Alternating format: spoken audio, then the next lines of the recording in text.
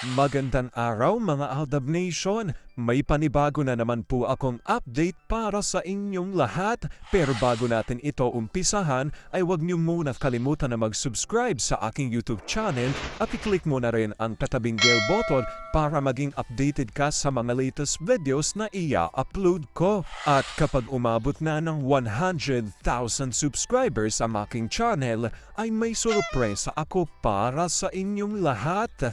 Alam kong excited na kayo kaya naman ngayon, umpisahan na natin ang ating kwentuhan. Ang pag-uusapan natin ngayong araw na ito kung saan sobrang OA raw pala talaga magmahal ni Alden. Stay at home lang always si Mengay. Sagana nga raw sa labing-labing ang Maychard, kaya pala palaging nakakulong lang sa kwarto. Maychard babies, sobrang swerte rin sa kanilang parents. Quality time ng Maychard, hindi raw nawawala. Gano ito katotoo at may sapat nga bang ebidensya ang makakapagpatunay rito? Well, yan ang ating aalamin at pag-uusapan ngayong araw na ito. Alam kong super excited na kayong malaman yan.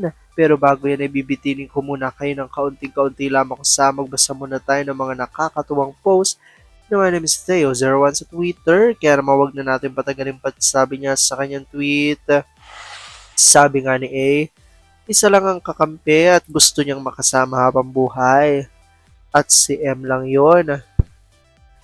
Ang nakikita nyo lang, lagi kay A ay ang pang showbiz na the moves. Pero hindi nyo nakikita kung paano siya pinoprotektahan, alagaan at mahalin si Meng. Kahit sarili niyang fam o kahit sino, hindi na ibibigay ang ganong pagmamahal kay M. Pa, pwede naman na doon ka na muna sa fam mo at ako naman sa fam ko muna para pareho silang mapagbigyan. Ang mga bata na lang ang puntahan natin. Ma, sa bahay lang tayong dalawa. Ayokong malayo sa mga bata. Saglit lang naman sila doon dahil magbabakasyon naman tayo soon. Sasama ako sa kanila. Na-miss ko yung tayo lang muna. Love, na-miss ko yung tayo lang dalawa. Yung wala akong kaagaw sa atensyon mo. Kinakaribal mo bang mga anak natin? Hindi naman, gusto ko din silang makasama ng mga lolo nila. Patuloy pa rin kitang mamimiss kahit magkasama na tayo, ma. Lagi naman natin binibigyan ng time ang isa't isa. At saka, LM walang palaya. Huy, alam kong tuwan-tuwa kay sa ating binasa pero may pag-uusapan na natin ang ating main topic. Oops, wait lang, saglit lang to. May ipapaalala lang ako. Para sa mga bago pa lang sa aking channel, huwag niyong kalimutan na mag-subscribe sa aking YouTube channel at i-click na rin ang notification bell para lagi kayong updated sa mga latest videos na i-upload ko at para maging parte na rin kayo ng aking Fanatics channel family. Well, alam kong super excited na kayo sa ating kwentuhan, kaya naman dumako na tayo sa ating main topic. Gaano nga ba katotoo na sobrang OA raw talaga magmahal ni Alden? Stay at home lang always si Mengay. Sagana nga raw ito sa labing-labing ang Maychard kaya palagi nakakulong lamang sa kwarto. Maychard babies, ang swerte rin sa kanilang parents. At ang quality time ng Maychard fam, hindi nawawala. Gaano ito katotoo at may sapat nga bang ebidensya makakapagpatunay rito? Well, yung ating aalamin at pag-uusapan ngayong araw na ito. Alam kong super excited na kayong malaman yan. Kaya naman huwag na natin patagalin pa. Unang-una na nga dyan galing kay Larry 1973, Marino Torrio at Nela ADM. Itong si Tatayin talaga, KJ masyado. Minsan lang makalabas si M, nabitbit si N, ayaw pa. Ay, hindi naaalis. KJ talaga. Aldab and Aldab Nation stronger together. Sabi naman ni Olive Kanayama, gusto lang talagang masolo ang asawa. Kung hindi siya kasama, stay at home na lang. Nakakainis siya pero sobrang mahal ni wifey Kaya binibili ang OA-ness nito. Shogana. Sobrang mahal kasi eh. Aldam and Aldam Nation stronger together. Sabi ni F. Tanko ADN at Pamela Jane Piren, of course, dapat kasama siya. If not, stay at home na lang sila. Para may magawa, picnic na lang daw sila. Nakakatawa itong si daddy mo, baby cute. Aldab pa rin. Para-paraan para wag lumabas ang misis sa sagot ni Larry 1973. Grabing libangan nga yun ubusan ng lakas to the highest level. Sabi naman ni F. Tanko, ADN, Pamela Jane Piren, at Olive Kanayama, ibang klaseng libangan yan. Ubusan ng lakas. Kaya laging nasa gym eh. Para yung exercise, alda pa rin. Libangan na talaga yan, everyday routine. Pati gabi at routine na din na magparami. Triplets na talagang susunod. That's the reality of private life is a happy and peaceful life.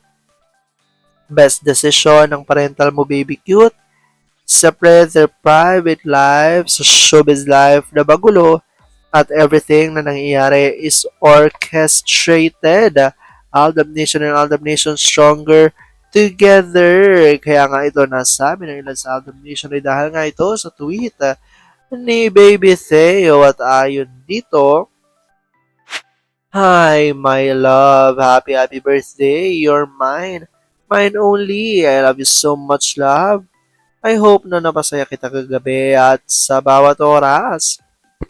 Previously, may lakad ka later. May ipag-uutos ka o ipapabili. Wala naman. Ba't mo natanong?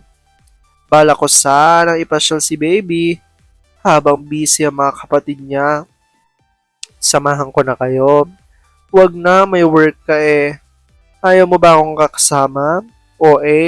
Sa bahay na lang tayo, mag-picnic tayo dito para happy si baby. Che, I love you." Sobrang sarap sa feeling yung kayo na lang tatlo sa bahay kasama si baby dahil nasa school ang mga kapatid. Kapag tulog na si baby, bigla na lang kayong magkatingin ng mag-asawa. Sunod niyan yung pinakababaliwan ni Mister, ang ubusan ng lakas at ngat-ngatan to the highest level.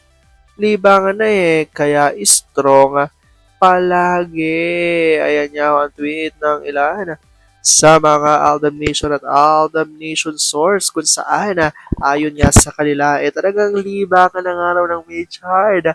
Ang labing-labi kaya naman makikita raw at mapapansin din kung gaano ka-blooming talaga ang May Chard sa tuwing ito'y makikita dahil saganang araw sa quality time ang May Chard. Actually, hindi lamang sila. Ang nakakatuwa dito, ang quality time naman daw ng May Chard hindi lamang para sa kanilang mag-asawa, kundi para sa kanilang buong pamilya.